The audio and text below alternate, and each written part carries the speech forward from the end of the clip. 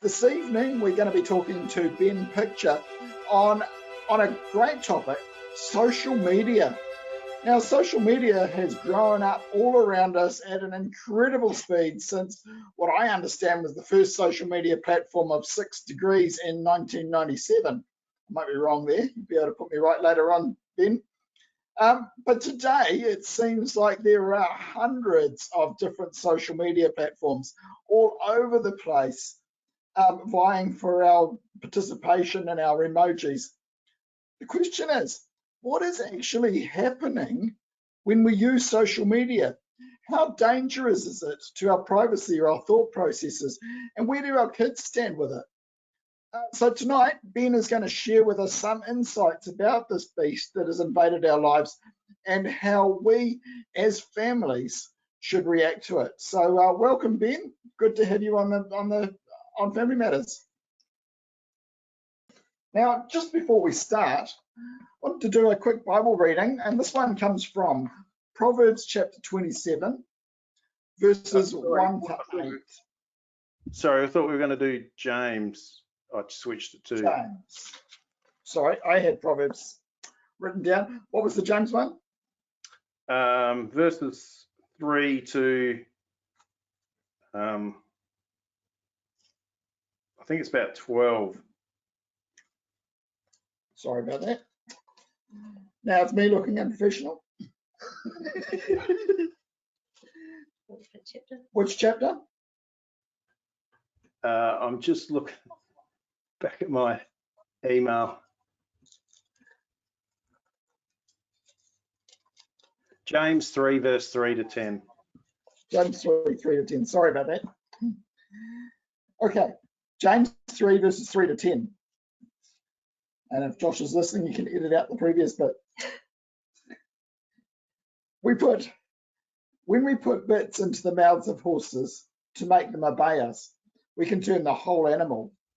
Or take ships as an example. Although they are so large and are driven by strong winds, they are steered by a very small rudder wherever the pilot wants to go.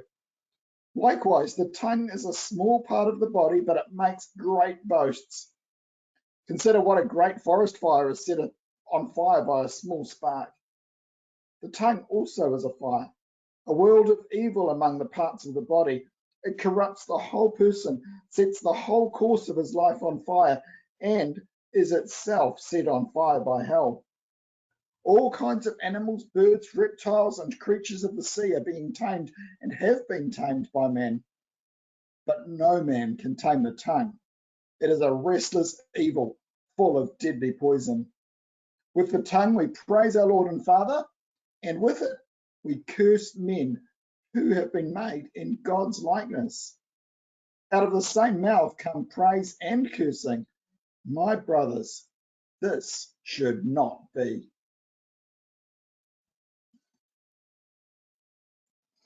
So, thanks again for joining us, Ben. Let's just start with a really basic question. What is social media? What is it? Where does it come from? So where social media gets its name is because, like, you've got news media, like traditional news media and print media. Well, now you've got social media, which is like news and updates and commentary, but from your social circle, not from like the press or journalists. And where it comes from, it sort of started off as sort of micro blogging and messaging is really its genesis. So, you know, you might remember being sort of similar age, that back in the day, like if you wanted to like publish your ideas on the internet, you actually had to set up an entire website and on a web server. And so to try to keep people informed, it was quite complicated, and there's been a really gradual transition over time with services trying to make that easier. So another one that springs to mind is GeoCities, where you could have your own website for free, but it was advertising supported. But what you know, and sort of Yahoo communities followed that, but really the breakout was MySpace, which was your space on the internet where you could share what bands you like and post whimsical things instead of having to join like a web ring and link to other people's websites, you could just you know, follow each other and be friends with them on MySpace. And that really set the platform for Facebook to follow. So I remember in the tech press early on that point where Facebook became bigger than MySpace, and that really was the end of MySpace, where everyone migrated over. And then added to that, there's also elements of messaging. So Twitter, for example, came about because in the US they used to be charged exorbitantly for SMSs. So Twitter was really the forerunner to WhatsApp, where you could post a message and notify all your friends simultaneously without all of them being charged for a text message. And then Instagram was about, like, you know, trying to make sharing things even easier. Initially, it was just sharing a photo. You didn't even have to do a post. You just uploaded a photo. So it's really been about the simplification of sharing information. And so now we've got to live streams and short video clips that are just really easy to do with the current platforms. But in its essence, social media is really news and information from your social circle rather than from print media or journalist media. Yeah. Okay. So that doesn't sound all that bad when you put it that way. Yes, the trick is the advertising supported, but that's the thing that's the genesis of those models. Is that they're advertising supported. Yeah. So I suppose one of the big questions that seems to go around is there a plan to control everyone for social media companies to control everyone? I mean, all that stuff about the American elections and you know, Russia's doing this and that, and you know, is that all driven by social media? Well, look, it's good to get the conspiracy theories out the way first, but look, it's a bit of a complex answer because I guess the controllers come more by mistake. So it started with programmers wanting to keep users engaged and using the platform because it's advertising supported. They get dollars for how many clicks or views, or like how long people's eyeballs are watching their social media sites. So if you want to, you can actually go search for Facebook developers and YouTube developers who have sort of come to a real mea culpa and actually have gone around apologizing and saying that it was a mistake. They were young, naive developers just trying to make people stay engaged with the platform and didn't realize how addictive it was. So, you know, things like now you've got a never-ending stream of feeds that you pull down. It's like a poker machine, you know, like you pull the lever and get, you know, another new exciting post maybe. So all that stuff that they did to make people be engaged and stay looking at the system now actually has people basically it activates similar endorphins to gambling in people that they actually get addicted to it. And that was completely accidental. So that you can go research, there are people on that have done talks on YouTube apologizing and saying how addictive it is and how they've now really realized what a bad thing they did. However, it's not all accidental. So that's where we come to, for example, the Cambridge Analytica scandal, where advertising companies realized that if they could get enough points of data to create profiles of users and track them across the web and onto Facebook and use their interests to work out a personality type to then target information to them and manipulate them. And so it's actually now become a platform of manipulation. And that has been deliberate by some companies in doing that. The Cambridge Analytica scandal's quite a famous example of that. And also it has to be stated that it is actually on record that back in the early days, Facebook did some experiments that are extremely questionable in terms of ethics, where they deliberately manipulated people's feeds and then got them to record how they felt emotionally, and they realized that they could actually change people's mood by the kinds of stories they showed on their feed, which is quite questionable, but it's actually research that's out there and published. But I guess the sad thing now is that it's become where it's not so much a nefarious company, but there's these algorithms that have been created over all this time, the same that the advertising companies now use, that the social media companies use to try to promote things that they think might interest you to keep you engaged. So there's this fine line in that, because they will actually cut down the sharing of some stories. So the Hunter Biden laptop's a famous example of something that was actually true, but they felt they should quash at the time. But they know that certain stories they know anger drives engagement, and so they will share clickbaity stories that make people angry and promote them up people's algorithms, because it keeps people on the platform. And so things that might upset you get promoted by the algorithm deliberately. So they're, in a sense, I guess that's why it's a fine line. They're not deliberately controlling us, but over time, this whole algorithm and engagement has created almost a control, and certainly the addictive nature of wanting to see updates. Yeah. So yeah, what you're saying is that it's A, extremely addictive, and B, the way it's presented has the potential to change your mindset. Correct. Depending on where they want you to, how they want you to think. Yep, and they will. The most promoted stories are the clickbaity stories that will make you react in some way. Yeah. This is all very fascinating for me. I have to admit that I'm supremely ignorant about anything social media-ish. So I guess the next question is, are there benefits to social media? You know, you've talked about some of the things that can be problematic. What are some of the benefits?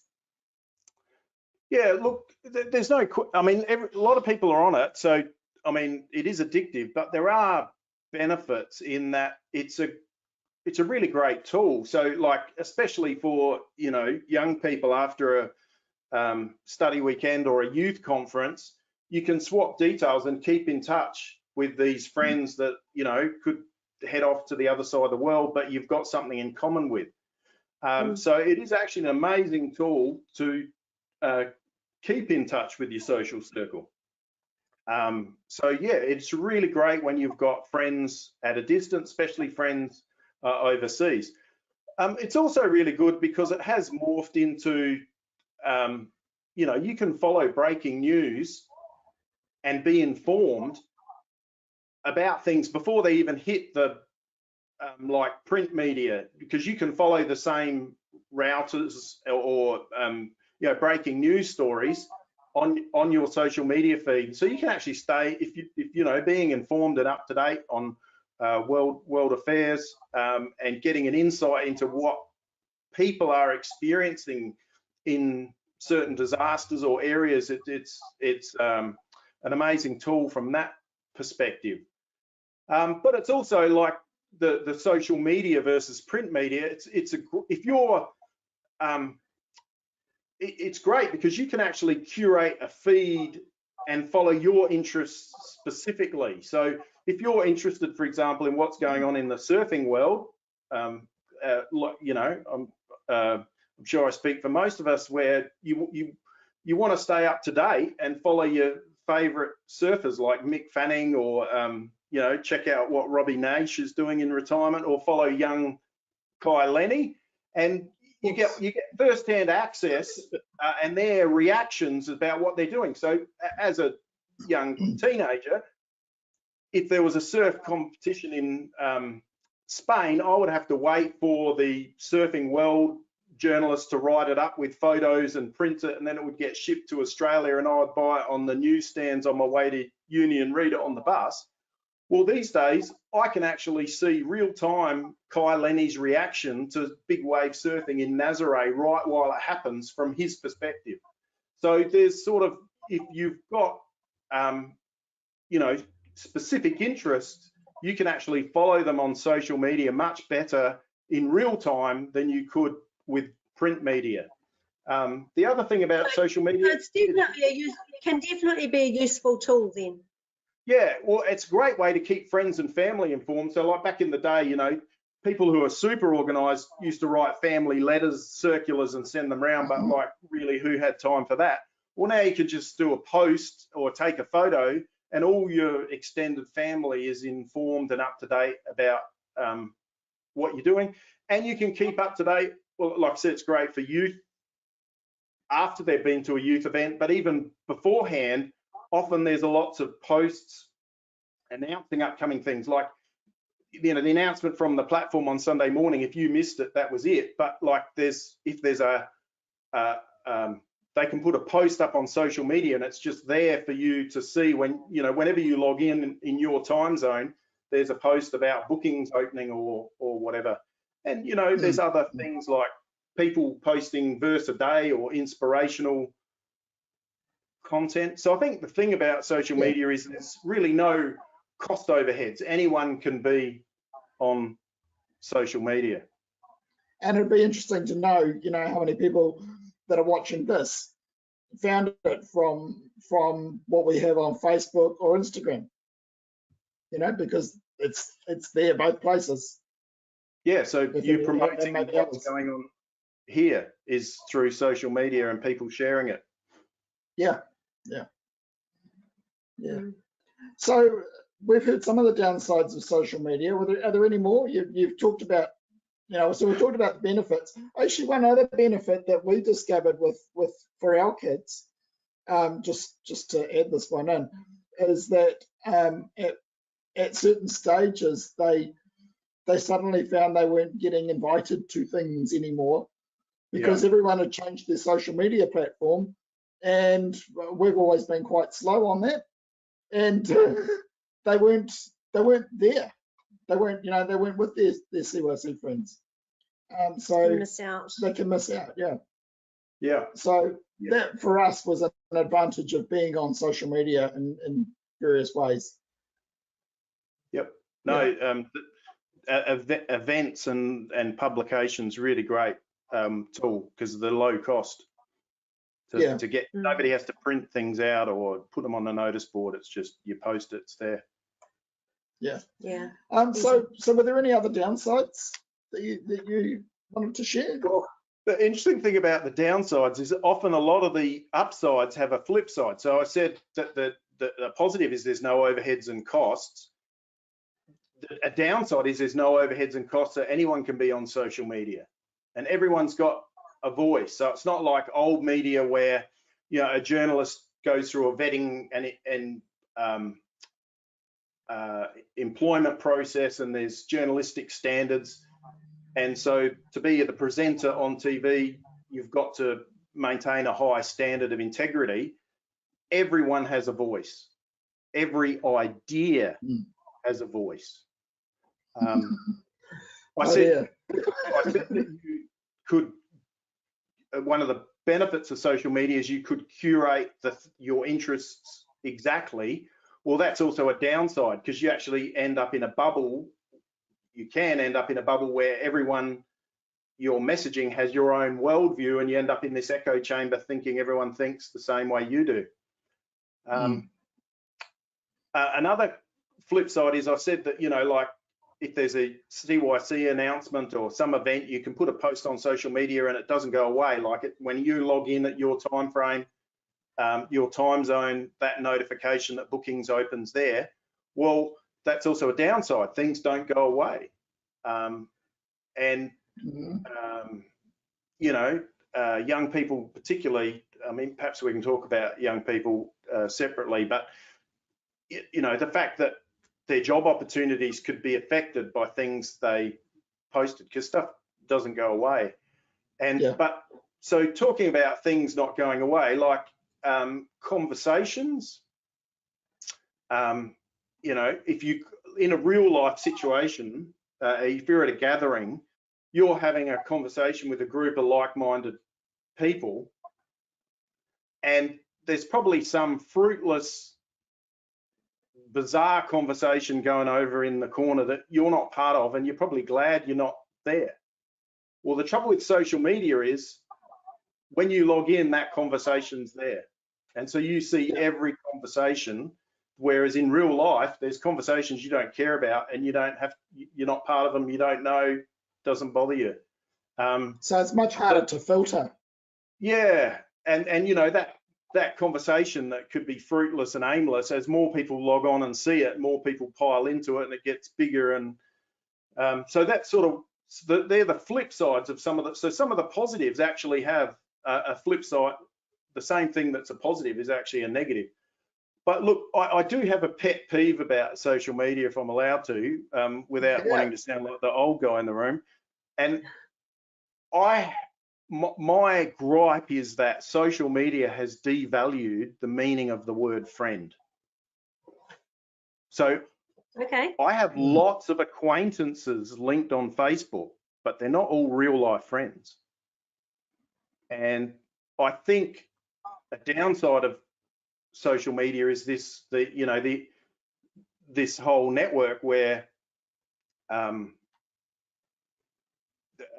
you're often dealing with content because of acquaintances of your friends. So you're friends with someone, and somebody in their social circle posts something that you're just not interested in, but it comes across your feed because you're friends with the person that they referenced or posted it on their page. So you get exposed to a lot of stuff that you're just not interested in. And like I said, the algorithms will try to introduce you to things that they know make people angry and that they'll click on, or that are titillating, or everyone's clicking on this thing, surely you're interested as well. And just don't get me started on these so-called influence, because I'll start to sound even more old and cantankerous, so I'll leave that one there. I think the real problem with social media is it's not real life. So in the sense that people don't post their whole life, what their feed is highly curated. It's the highlight reel of their holiday, as it were. They didn't show you the hours stuck by the side of the road. They showed you the one great sunset. So we can get sucked into thinking that someone's living a wonderful life, or we can be on the other side where we're fabricating these highlights to make out we've got a better life than we have. And again, you can go research this. Social media is seen by mental health experts as a key driver in the current epidemic of depression. So not just because of that, like you'd normally be satisfied with your relatively ordinary life, but now because of exposure to social media, you've got something to compare it to. What others are doing, your life suddenly doesn't seem so good, and then you don't enjoy it as much as you should. Or unfortunately, the other thing is often true too, where family and friends can sometimes look a lot better at a distance, and when you start sharing things on social media with them, you suddenly realize they have ideas and opinions you don't agree with, or when we see the way they express themselves, or things they start sharing socially, you actually realize, actually, I don't really like that person as much. And so suddenly you don't feel like a friend to that person. You've lost that friend connection because they don't feel like someone you connect with, and suddenly you start feeling a lot more lonely in all these connections, where that's the other side of depression. You can have all these social media connections but not feel close to anyone. Yeah. Mm. So yeah, so in a way, what you're saying is that it's actually a very empty sort of well, I was almost going to say reality for life. Yeah. Yeah. Yeah, no, so, and that lack of connection led me to probably one of the worst things, is that it's almost like a, what do you call it? There's momentum to it where your real life connections, like people around you in your social circle that you could be interacting with and growing friendships, your face is in this phone and you're manufacturing events and focusing on this online thing, and actually your social media usage can become a barrier to like actually making connections meaningful connections in real life. And that's the saddest thing about social media. Yeah. We saw a classic example of that when we were walking along the beach. It was a beautiful day. The water was beautiful, and there were these two girls sitting on the beach, both with their phones in their hand, like this, doing whatever they were doing, and facing away from the water and facing a barbed wire fence. And it was sort of like, you know, and so trapped. That's exactly that case in point, where there's a beautiful day and a beach to enjoy, but one of their friends might be in Hawaii at the moment. And so therefore their day suddenly doesn't feel as good as they felt it was first thing this morning, because one of their friends has posted something fantastic. And they're not interacting with each other because they're both in their own social online. So I think the other thing is people know it's bad and that they get hooked on it. I mean, there's a term called doom scrolling, where you're just scrolling down, you know it's all bad news, and you can't stop. And we talked about the fact that the earlier developers now know that it was addictive in what they did. The current crop of social media apps are actually deliberately trying to be as addictive as they can. So they're trying to package popular content for short, attention-starved teenage brains. And so it's like the culture of the Athenians writ large, where everyone's after some new thing. Yeah. So with it targeting predominantly teenagers, what advice have you got for teenagers that are being sucked into the social media reality, virtual reality, whatever? Yeah, well, look, when I talk to young people about the internet generally, there's probably 5 key things that I try to get across to them, and they relate to social media equally well. So the first thing is to have limits on your usage, and the best way to do that is find some physical activity that you like to do, or some other activity, and make sure that you're having internet free time in your life doing some other activity. And that you try to primarily interact with your friends in person as much as you can. Like we said, the friends you meet at youth conferences and that overseas, you're going to interact with online, but your friends locally, try to make sure that it's actually you're interacting with them in person predominantly. But your phones these days can actually give you a report of, and email it to you weekly or whatever, of how much social media time you're using and how much time you're spending on social media apps. And so that's a really good milestone. Like I said, that you should be making sure that you're doing some physical activity or something healthy or something relaxing, where you're leaving your phone behind for more hours in a week than you're spending on social media. That's a really important balance to get right. Yeah. So that's number one. The second thing that I like to tell young people is explain to them a little bit about how the internet works and that is any message, can be email, can be on social media. You've got no idea who could end up seeing that message, who it could be shared with, and potentially that could really affect your life. So before you post any message on the internet, the thing that I tell young people to think about is, does it pass the fridge test? Fridge test. Wow. Yeah. And the fridge test is, would you like to have these words that you're about to say to someone else on that person's fridge, so that other people can read it? Because anything you send on the internet is like a postcard. You know, it goes through mail servers, and that mail server is like the postman reading the address of where it's got to be sent to, and then the message goes through the mail servers and then ends up with someone like a postcard.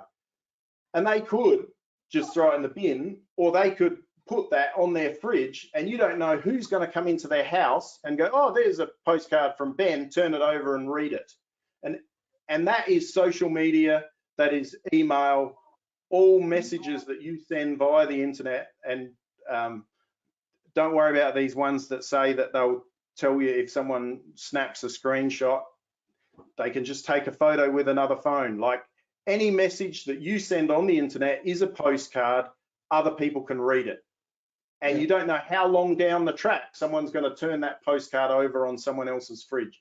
So if you don't want that words you're about to say, if you would not like to see them on your friend's fridge, for them to, you know, turn over, for anyone in their house to, or visitor at any time in the future to just turn over and go, oh, that's an odd thing to write on a postcard, don't post it as a message or an email.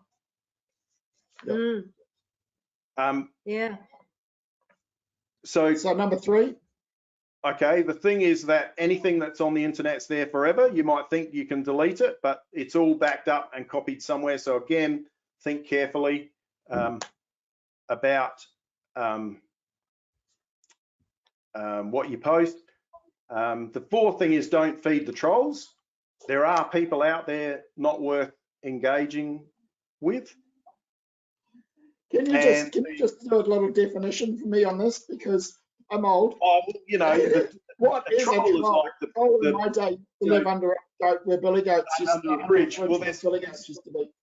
There's people out on the internet that just exist to be nasty, and they will.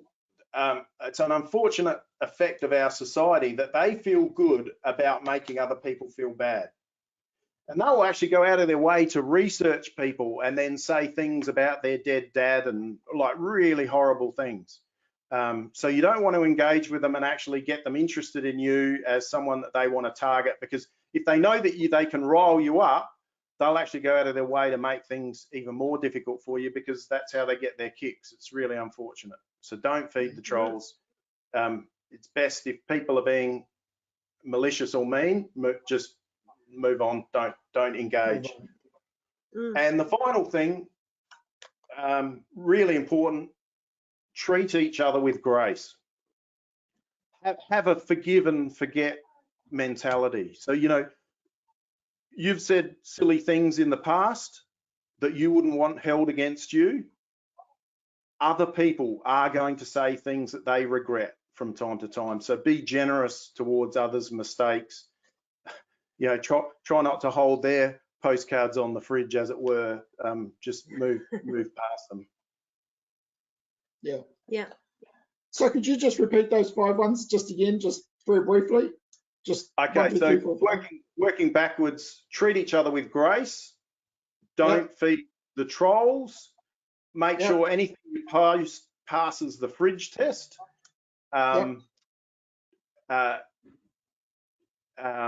Have limits, and the one I missed was anything on the internet is there forever. Out there for good. Yeah. Right. Yeah.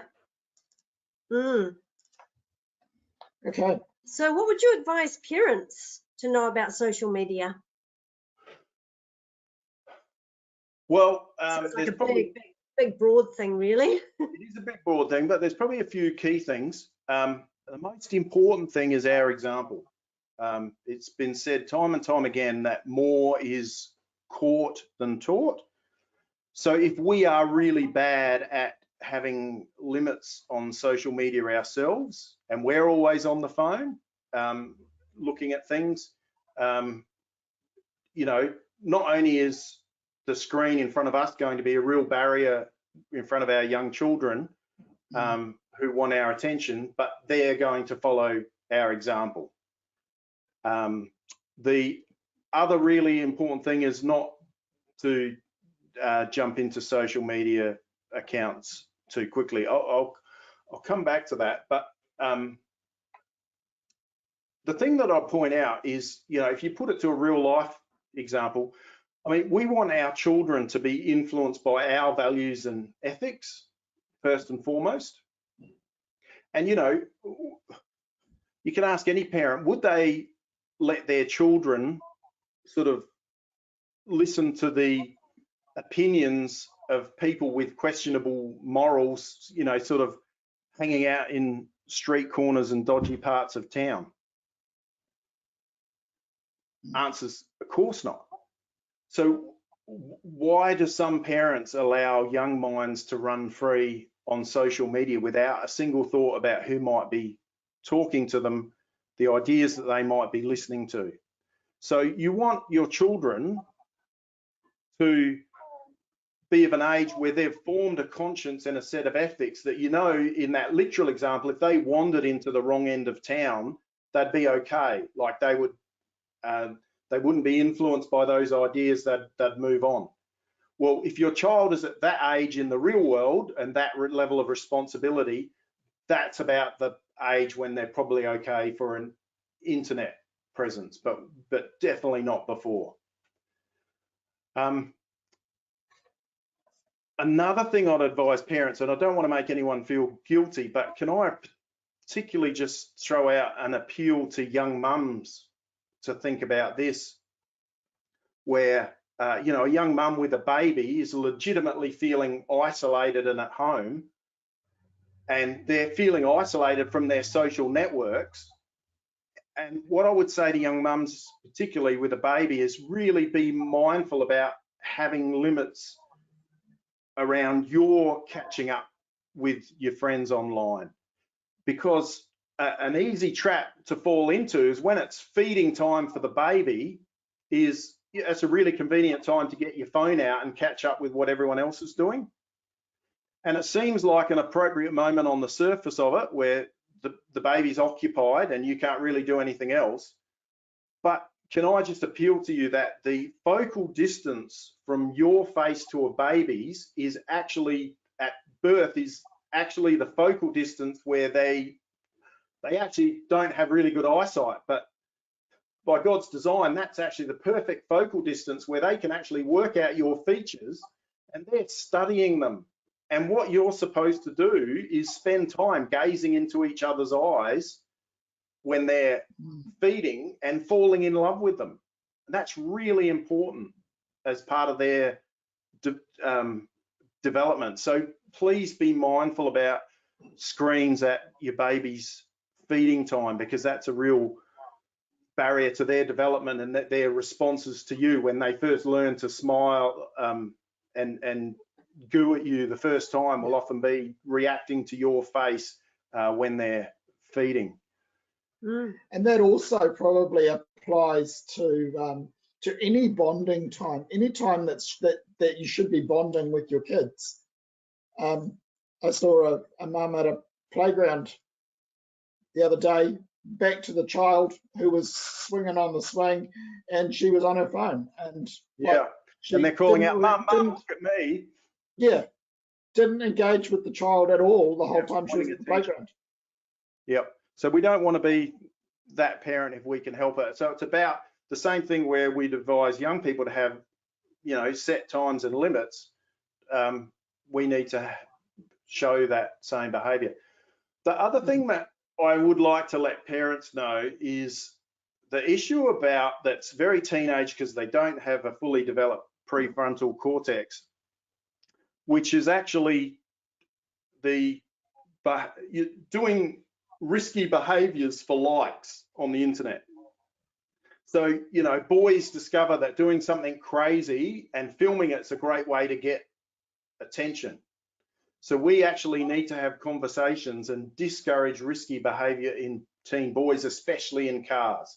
And there's a lot in news stories about teen boys coming into trouble at high speeds and social media being a problem there, or their YouTube or TikTok or whatever. So we actually need to talk to our children while they're young. You know how I said it's about making sure they've got our values and responsibilities before they get to social media.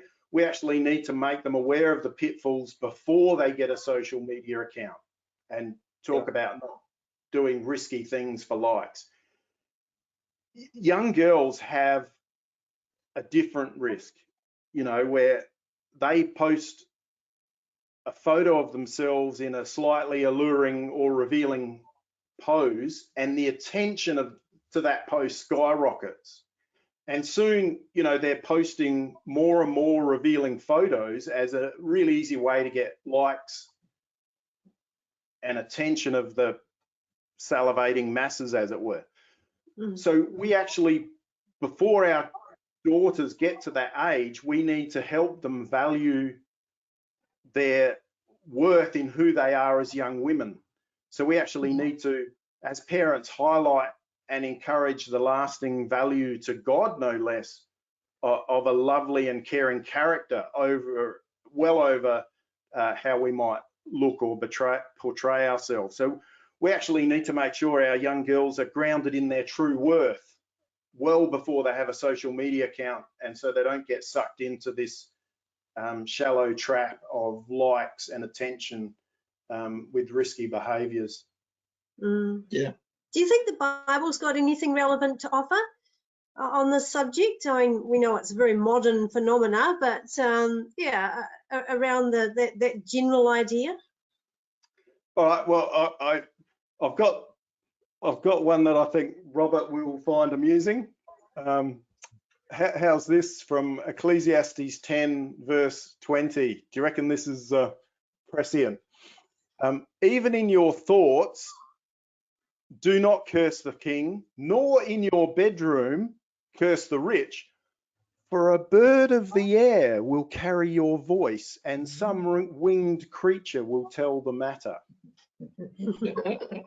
That's very social media, isn't it? Yeah.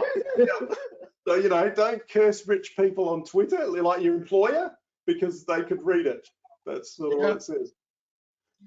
Yeah, no, I do find that one quite amusing. But look, I think when thinking about, look, the Bible in the modern context and modern day-to-day life, I can't go past the book of Proverbs. Now, I've heard it said that like Proverbs, when you read it, can seem a bit of a jumbled mess. There's sort of all these ideas, higgledy-piggledy, sort of randomly repeating, but not in any sort of semblance of order. And I've heard it once said that like Proverbs is written like real life, you know,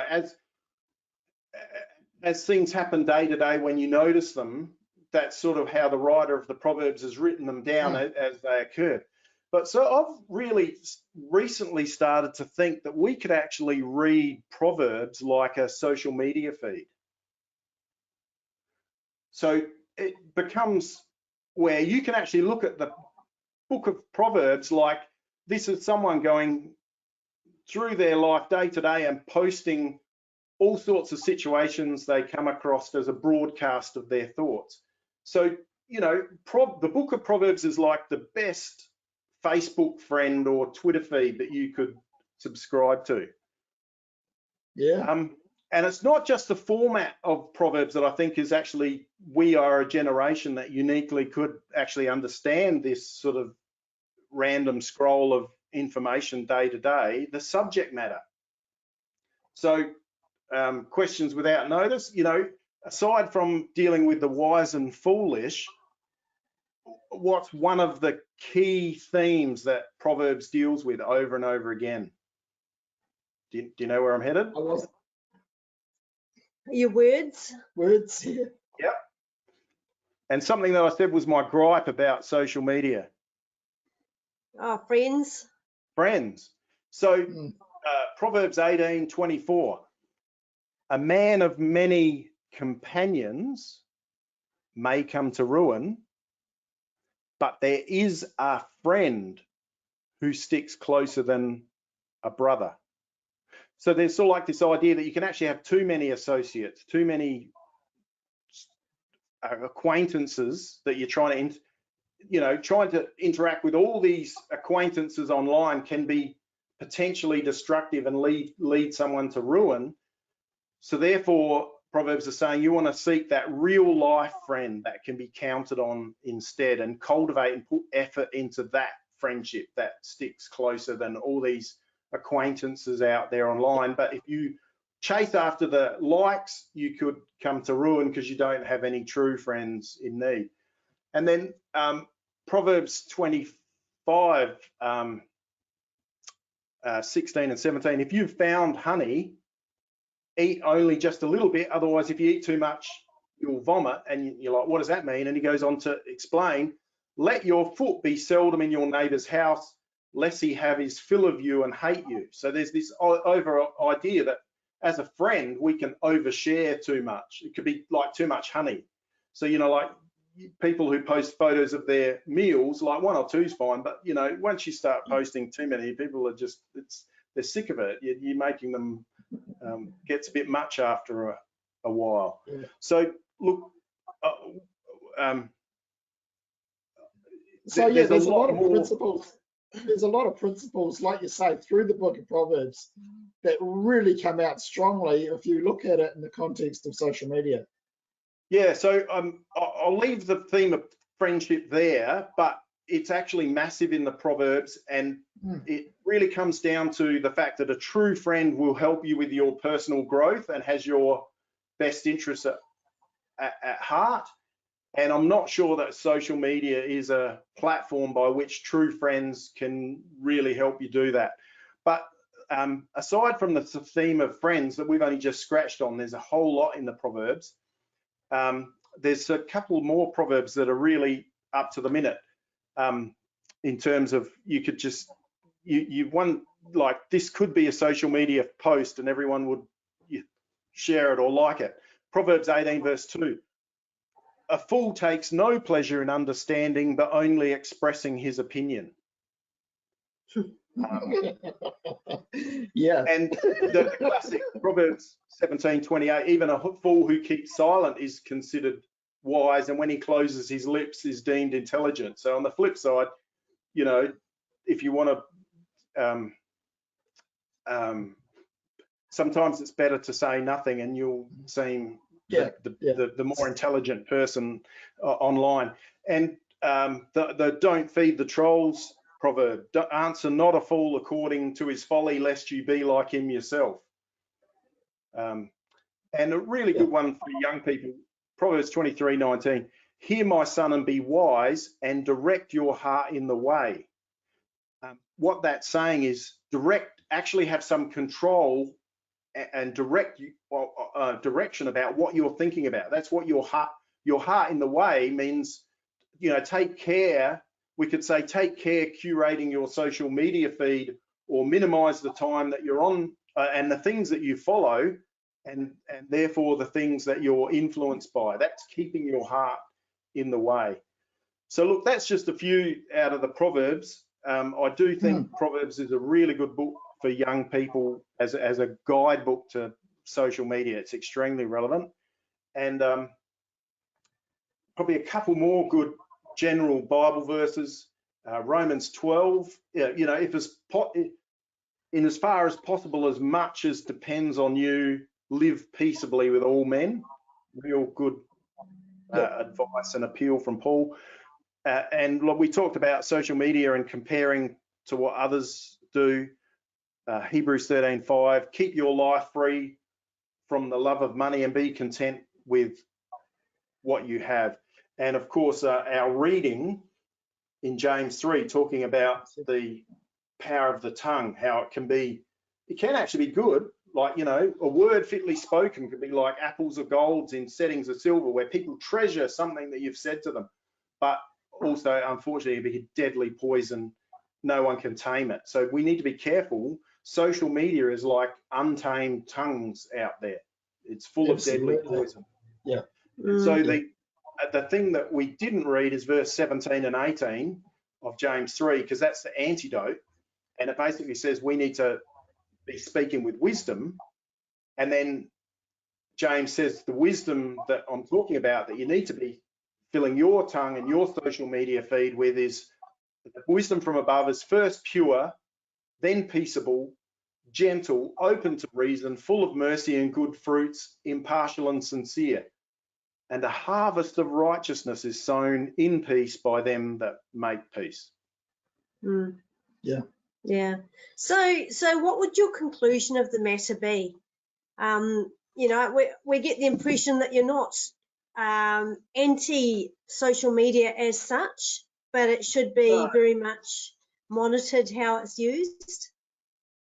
Well, before I give my conclusion, can I just share you some perhaps practical ideas as takeaways? Yeah, sure. So first of all, I would advocate that people try to flip the script in their life. So what I mean is try to make it that instead of being on social media all the time, you're always present and just checking social media occasionally. That's really a key thing I think we could all do better at.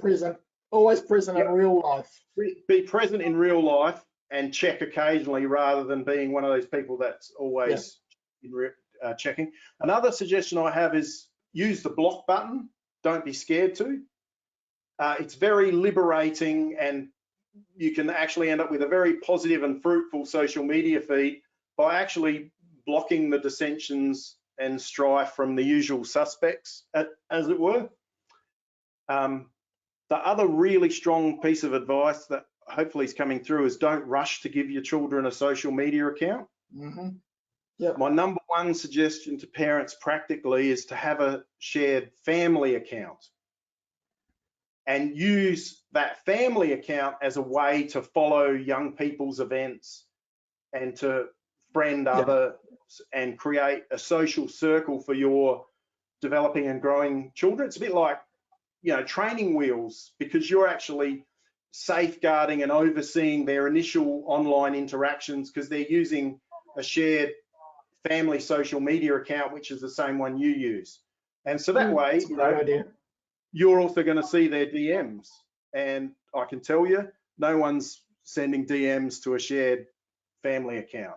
So it's just safeguarding everyone. So instead of them missing out on the, you know, people, their friends organizing by social media, you create the social media links and friend their friends and youth networks with a family account that you all use.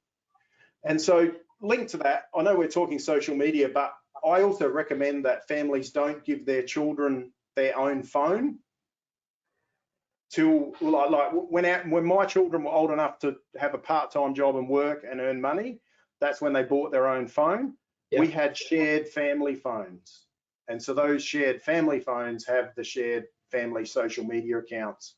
You know, that would be my strong advice. And so related to that, the use of phones and screens is a really big problem. So don't use phones as alarm clocks for your children in their bedrooms. Keep phones out of children's bedrooms overnight. Have a central charging station where screens and iPads and phones go in for charging overnight, because not only do phones, you can go, there was news articles this week about kids getting less than 8 hours sleep because a message comes through and they hear the bing and they have to look at it and then answer it. And not only are they getting lack of sleep, but the other issues that's really prevalent online is bullying. So, you know, in our day, Robert, you or I might have had a bad day and got teased at school, but when we go home, it's like a haven, you know, and we've got hours to recover before we face the next day when hopefully everyone's forgotten it. These days, the bullying is following kids home, and at night in their bedroom, it's a disaster. And so there've actually been cases of children suiciding because they're relentlessly targeted. So you can imagine a young child where everything at night seems to be worse. They're in, you know, it's 11 at night, there's this online harassment and bullying going on, and they're teenagers without a fully developed prefrontal cortex. They haven't had enough sleep, and then they think that the answer's to end everything because they're just not thinking rationally, and that screen and phone shouldn't be in their room. They shouldn't be engaging online at night. And it's really, this is real things I'm talking about. It's really sad. So really strongly, buy alarm clocks, keep screens and phones out of children's bedrooms. It's really disruptive. And the other thing you do is keep each other accountable. If you don't have a family and but you got a group of friends, a great thing I've heard of is, you know, people going out to the restaurant and putting all their phones in the center of the table. Yeah. And the first one to reach to grab their phone ends up paying the bill. Otherwise, but you know, you can keep each other accountable like that. Is that sort of some helpful ideas there? Anything you? Yeah, I love that. Yeah. Across? Yeah. Well, we're out of time. So have you got any, you know, quick wrap up that you'd like to share with us? Look, I think the thing is that social media has benefits, but it is actually designed to be a people trap. You're the product. So, you know, I think so we need to be aware of that and be cautious about how much time we use it and how much we utilize it. It is a tool like anything else. We need to be aware of the traps. The other thing is, I think we need to realize that society is accelerating towards this whole so that list that Paul tells Timothy in 2 Timothy 3, envy, jealousy, covetousness, unthankfulness, unholiness, that's all being accelerated by social media. So when Paul says this is going to be the last days, we're seeing the tool by which that is being accelerated and outworked.